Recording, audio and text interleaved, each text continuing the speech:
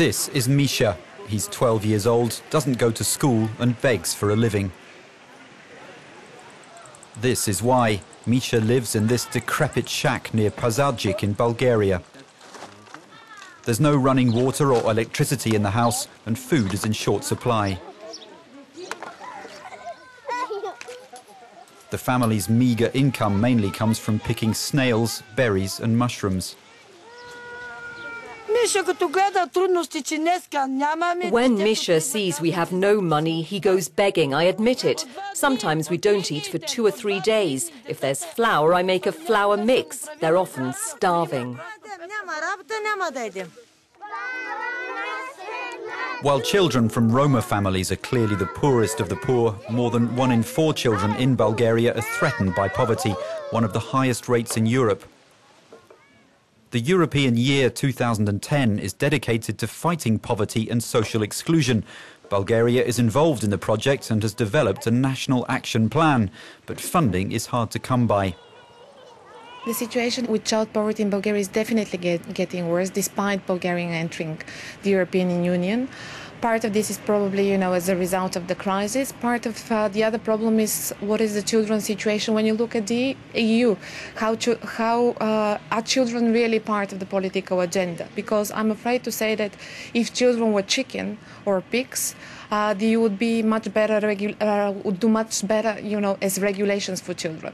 And part of our recommendations is that really child poverty and well-being should put, high on the political agenda. The economic crisis brought cuts in education and social services budgets that risk having a dramatic effect on children for years to come. The school in this almost abandoned village near Biela Slatina has just closed, leaving the children with a long bus ride to class every morning. Ask the youngsters here what the future holds in store for them, and the answer is unanimous: emigration. This teenager's parents have already fled to Spain for work, and Peter is likely to follow.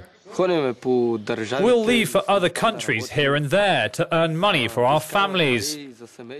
We can't live like this. As you can see, there's a crisis here.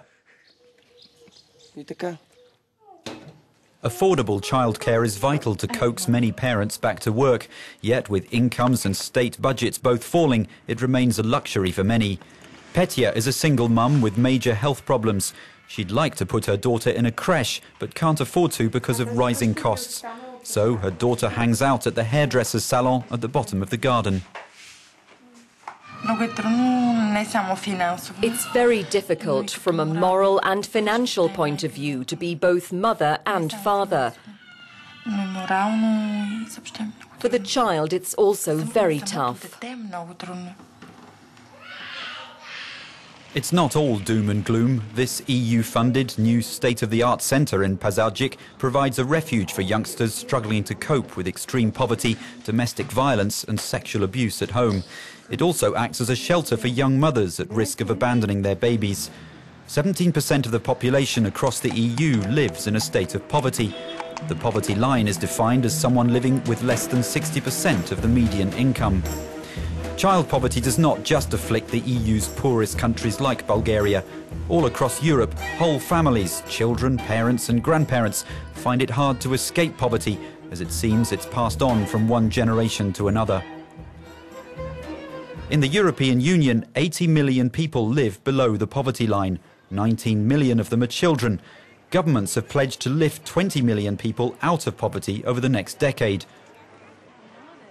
I think it's a scandal in the European Union today, where we do have such tremendous wealth, that we are unable to provide for 20%, 1 in 5 of children in the European Union living at risk of poverty. It's a real slight on our society that we are not able to create a society in which there is a solidarity between the different generations and between the different social groups, that we can ensure that every child has the rights and the right conditions to fulfil their true potential. After more than a decade of breakneck growth, Ireland rose to be officially classed as the EU's second richest state. But there's little sign of the country's economic miracle in the deprived Ballymun housing estate in northern Dublin. Local children at this after-school centre are not too impressed with their neighbourhood. It's dirty.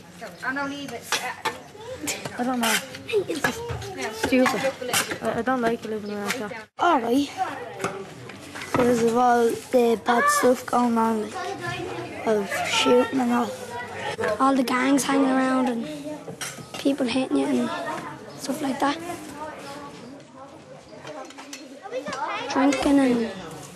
Drinking and fighting and drugs and stuff like that. The Ashleen project provides some respite for the children. As you want to play? But with the crisis biting and the centre facing funding cuts of 20%, the children's parents are anxious for their future.